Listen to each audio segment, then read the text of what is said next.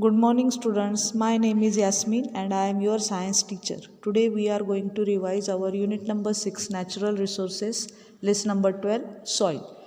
So, as you know that the Earth's outer surface is known as a soil in which plants can grow.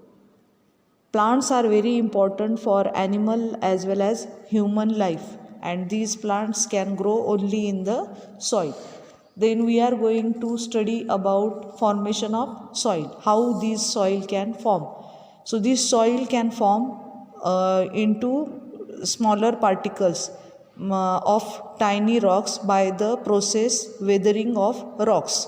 Weathering of rocks means what? When this water, wind and heat they attack on the rocks, then after thousands of years this large rocks breaks into smaller particles and form soil. So how this process happen? Water and wind loosen up the rock surface and open up the cracks. The remains of dead plants and animals get deposited in the cracks.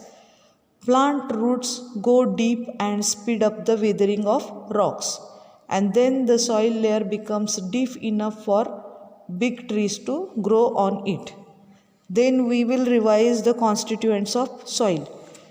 There are different constituents in the soil like rock particles, gravels, sand, clay, sleet, humus, water and air. So one by one we are going to learn about that. So soil contains rock particles. The thickness of these rock particles are different. When the rock particles they are bigger in size, our rice grains, they are called as gravels. When these rocks particle size is like sugar grains, we call it as a sand. And when they are very fine like powder, these are known as a clay. And the particles whose size is between clay and sand, it is known as slit particles. Then soil also contains the dead remains of plants and animals, which is known as humus. Soil also contains water and air.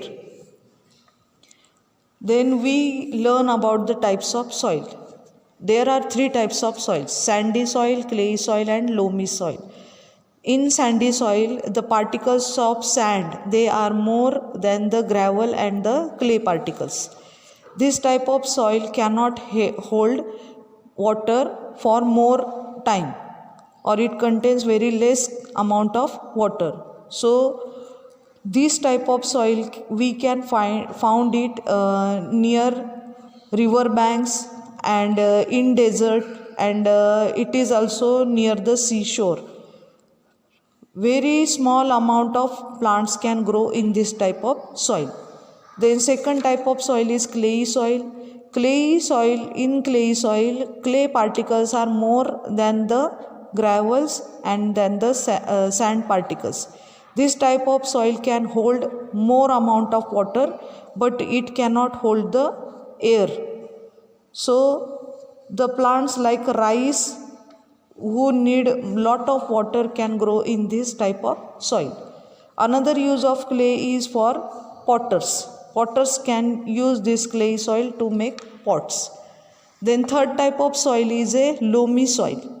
Loam consists of a balanced quantity of sand, clay and humus. It can hold enough air and water for the plants to grow. Loamy soil contains more nutrients and humus, which make the soil suitable for most of the plants to grow in it.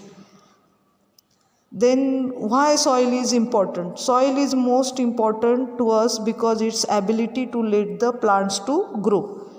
Then soil particles also contains minerals which are important for plants to grow.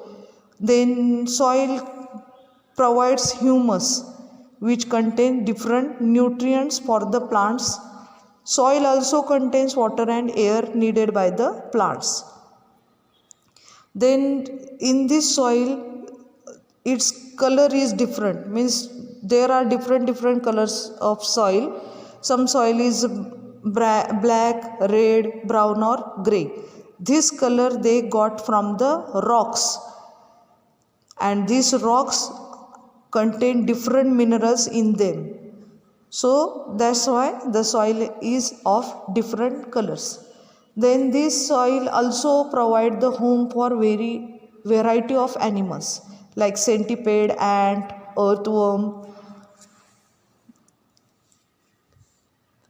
Next time we will revise lesson number 13, a clean world.